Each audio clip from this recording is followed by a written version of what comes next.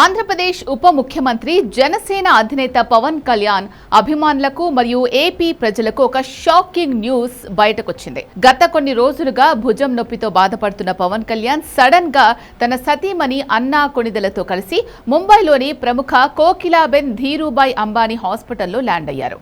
అక్కడ ఆయనకు అత్యంత కీలకమైన వైద్య పరీక్షలు నిర్వహించిన డాక్టర్లు పవన్ ఆరోగ్య పరిస్థితిపై ఒక సంచలన విషయాన్ని బయటపెట్టారు.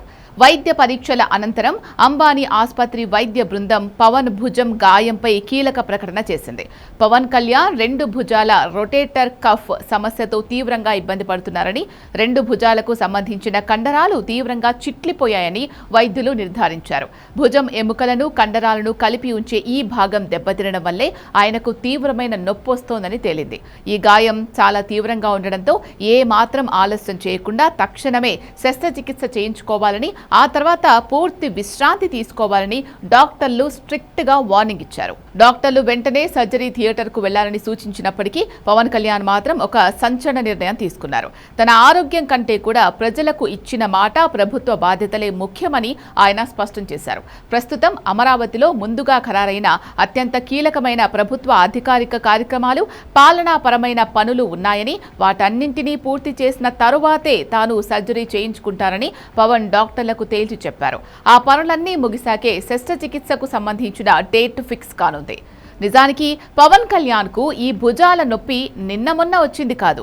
ఏపీ ఎన్నికల సమయంలో ఆయన నిర్వహించిన సుదీర్ఘమైన వారాహి యాత్ర, రోడ్ షోలలో నిరంతరం ప్రజలకు చేతులూపడం, జనాల తాకిడి వల్ల ఆయన రెండు భుజాల కండరాలపై తీవ్రమైన ఒత్తిడి పడింది. ఆ సమయంలోనే ఈ రొటేటర్ కఫ్ సమస్య మొదలైనప్పటికీ ఎన్నికలు ముగిసే వరకు ఆయన నొప్పిని భరిస్తూనే ప్రచారం కొనసాగించారు.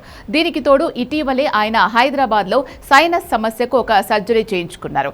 ఆ తర్వాత తీవ్రమైన వెన్నునొప్పి, డిస్క్ పెయిన్ కూడా ఆయనను వేధించాయి. ఒకానొక సందర్భంలో సీఎం చంద్రబాబుతో జరుగుతున్న మీటింగ్లో తీవ్రమైన నడుము నొప్పి రావడంతో మధ్యలోనే వచ్చేయాల్సి వచ్చింది.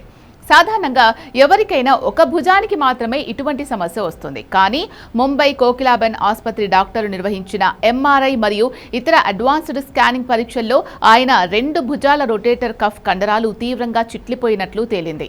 అందువల్లే ఇరువైపులా సర్జరీ చేయడం అత్యవసరమని వైద్యులు స్పష్టం చేశారు. ఇలా వరుసగా తలెత్తుతున్న ఆరోగ్య సమస్యల మధ్య కూడా ఆయన అధికారిక కార్యక్రమాల్లో పాల్గొంటున్నారు.